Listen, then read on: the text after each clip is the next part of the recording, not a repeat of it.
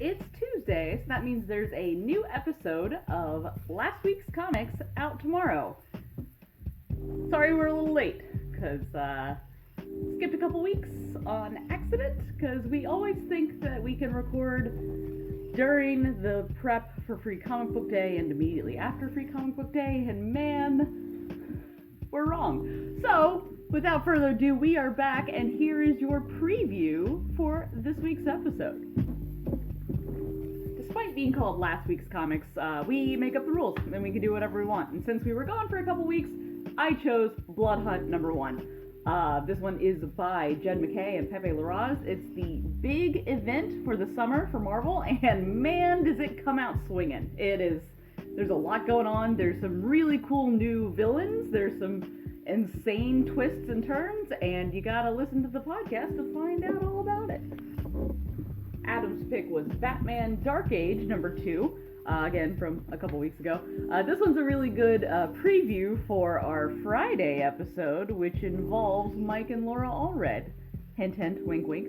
But yeah, this one is the alternate reality pre-crisis pariahs doing some machinations, and Bruce Wayne finds himself in jail and then given the option to go to Vietnam. So it's awesome. There's some incredible twists and turns in this alternate reality Elseworlds. Shaun's pick was Ain't No Grave number 1. This one is written by Scottie with art by Jorge Corona. Awesome. It's so good. It's a really good start to a new fantasy horror western. Essentially a bandit who gave up her life of crime to start a family with the one she loves, and her baby gets a deadly diagnosis and decides, I'm not going to put up with that, and I'm just going to go kill death. So some magical, reality bending kind of fantasy stuff going on. It's atmospheric and beautiful, and check out the episode to hear all about it. And finally, RJ's pick was Flash Gordon from the Free Comic Book Day special.